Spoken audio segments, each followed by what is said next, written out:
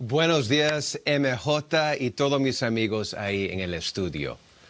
¿Cómo están? It's your daily Spanish language lesson. I like it. Exactly. What's going on there, MJ? And guys, plenty of news for you. And when you mention where Tom Brady may end up, there are some people who believe he'll be playing in Tennessee. The reality is, we still don't have any idea what Brady is going to do. As for the Titans, NFL Network insider Ian Rappaport is reporting the team is focused on keeping Ryan Tannehill. According to Ian, the Titans have had negotiations on a long-term extension for Tannehill. They maintain that the focus is on keeping all of their own players. Tannehill, of course, took over in Week 7 and promptly guided Tennessee to a 9-7 record and a berth in the AFC Championship game. Well, the Chargers have been kicked around as a possible landing spot for the six-time Super Bowl champ, with Phillip Rivers moving on after 16 seasons. There's a void at the QB spot, and running back Austin Eckler joined NFL Total Access on Tuesday and stated his reasons why Brady would be a good fit for the Bolts. Here's why, I think it would be a good fit. Okay. We just lost a lot of leadership in Phillip Rivers, right? So that's like, all right, there's a void there. Now let's bring also Russell Orkun, one of our tackles. That's right, got traded. Huh? Yeah, got traded. He was one of our team leaders as well. So there's some void in leadership right there, and it's an opportunity for people to step up. But if you bring a guy like Tom Brady in the room, he's been there, done that. He's already got the leadership qualities, and he's already proved that he's a winner. So hey, we can build something around that too. Well, Brady's former teammate, Rob Gronkowski, close to finalizing a deal, but it's not for what you think. Fox Sports is reporting Gronk is in deep talks with WWE and close to finalizing a deal.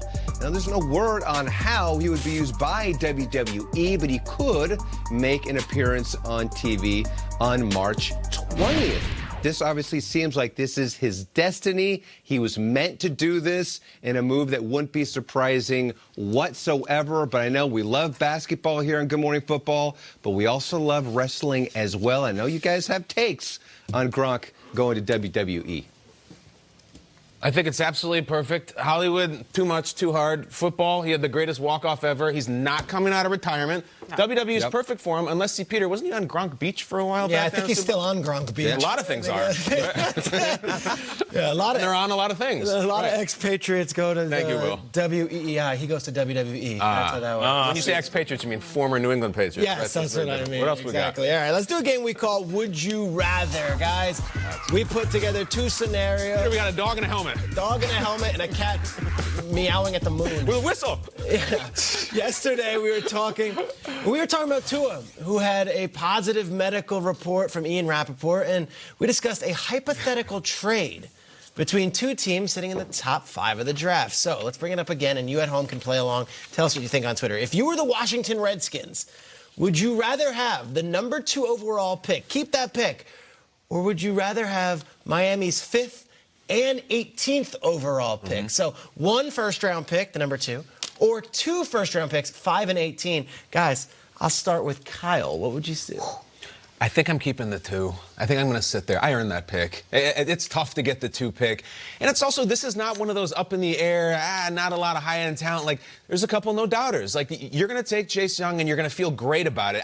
Let's make this to real life. Let's say you're at the park in the summer and the ice cream truck pulls up and you want some ice cream and the whole menu is in front of you of all the items. Now, you can be the 2nd kid in line or the 5th and the 18th. By the time you get to 5 or 18, the Spider-Man's gone, right? No Choco Taco, all the Rocket Pop. 2nd pick, guys. You take it. It's valuable as hell. And frankly, when you have 5 and 18 and your draft history isn't that great, that's 2 more opportunities to mess up. I'm going to go 2nd pick. I earned it. Yeah, you get what suits you, right? If you want that strawberry shortcake, you go ahead and get that. Hey, that's not going to be there at 5. It's not going to be there at 5. Take it, and it's definitely great not at 18. with it. I agree with ice you. cream truck. Yeah, here's the thing. You're going to have to build from the defensive side if you have a young quarterback like they do. Let's not mess this up. Let's not screw this up. Chase Young is a home run hitter. And I know you're saying, well, Nate, they got defensive guys on the side of the ball that are first-round picks. Yeah, and rightfully so. I'll take you back to the early 2000s when the Ravens were doing the same thing. And they got Ed Reed, Terrell Suggs, Haloti Ngata in consecutive years. And they built a defense that was one of the most feared.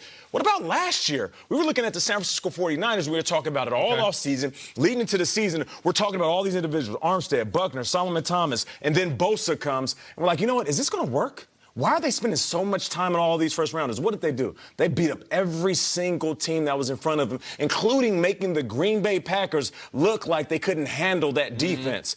So if you're the Redskins, why not do the same thing? You already have individuals on that side of the ball. Maybe you're in love with Tua Tagovailoa. Maybe and you're not going to get him at 5. Doesn't matter, what if man. you love him? Listen, you got Aiken, you got Allen, Deron Payne, Montez Sweat. These are first-rounders. Not to mention 2011 Kerrigan. So if you have all these individuals, you add in Chase Young, even if there's mistakes that are going to happen, that are bound to happen on the offense side of the ball with a young quarterback, that defense can hold you down and win games for you, just like the 49ers D did. I say go ahead and get a first round on defense, and you build from that side over. Selfishly, Come on. I would love for them to get the Dolphins 5-18 because I want the Dolphins to get 2. You're a Miami girl. But also, I think they can make a lot out of those later draft picks. Sure. They have so many needs that they need to fill. They need a tight end. They need a free safety opposite of Landon Collins. I mean, there's a lot of other holes that the Redskins need to fix and fill, rather. So if they have a little bit more draft capital, they do that swap. If the Dolphins are that secure in Tua, which I hope that they are, then this makes sense to me. And I hope that this is the first big trade, sort of the first big thing that happens in Las Vegas after that. Look, the Redskins could still get a top defensive lineman with the 5th overall pick. They can get Derek Brown. They can get some of these other guys. You can get Isaiah Simmons, right? Yeah. And so if defense is it, you can still get it at 5. The 18 is what gets really interesting because in recent years we've seen Derwin James fall all the way down to that area. Last year we've seen several players that played. Josh Jacobs was there in the 20s. So if you're saying Chase Young is this satellite player where he's a complete alien and like an alien and like we need him and he's 10 years and he's the next J.J. Watt or whatever you want, you put him there, Von Miller, fine. If you don't think the drop-off is so big for the next guy, you also can double down. It's got to be interesting for the Redskins, who are so many players away. They're not a Chase Young away from making the Super Bowl. So to me, I would actually really think long and hard about that. If you come away with, say, Derek Brown and C.J. Henderson, a top corner, or Derek Brown, and I don't know if he falls a Henry Ruggs. Sure. Right. Now you're really talking about building the team and not just getting one player. Something to think about. All right, let's go to one more. This one is really saucy, especially if you're on the West Coast. Go ahead. According to our very own Mike Garafolo, the Raiders do have interest in potentially acquiring Marcus Mariota in free agency. If you are the Las Vegas Raiders, would you rather have Derek Carr in year number 7 under center in week 1 or a fresh start with Marcus Mariota? Nate Burleson, I'll start with you. I'll go with Derek Carr.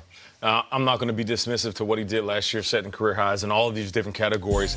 And then when you look at Mariota, what happened last year with him getting benched, and because his numbers declined just about every year over the last few years. So for me to say, oh, bench Derek Carr for Mariota would be disrespectful to what Carr has done over the last couple of seasons. I agree. And Derek has said for so many seasons now, especially after the administrative changes, when Gruden came in and when Mayock came in, that this is his team. He's not going anywhere. He's a Raiders guy. He's going to Vegas. Now, granted, obviously, that ultimate decision not entirely up to him, but to your point, Nate, everything that he's done over the last few seasons, despite the record that the team ends up with at the end of the year, has really shown that he still has a lot of football left in him. He's such a young guy, no doubt. And he really knows this team. He owns it, the way that he leads the team as well, and I think that he could do tremendous stuff. It's a clean slate, I think, for everyone. Whatever mishaps may have happened, this could be a fresh page for Derek Carr to go in there and really continue. Mariota in Vegas, you got to chase him out of all those clubs and scrape him out of the gutters. I don't know if that's a good fit. Listen, if I was matchmaking, I wouldn't think John Gruden, Marcus Mariota. We know a lot about both of them. John Gruden spits fire. He has a blue streak. I don't know if the two of them are a match, whereas I think Derek Carr, you know, people always are apologists for Matt Stafford on Twitter, and he's actually much better than his reputation sometimes. Derek Carr is too. Derek Carr is better than he gets credit for, and I think you put his face on the side of a casino. John Gruden didn't draft Derek Carr. John Gruden didn't acquire Derek Carr. He inherited Derek Carr. I would just say leave that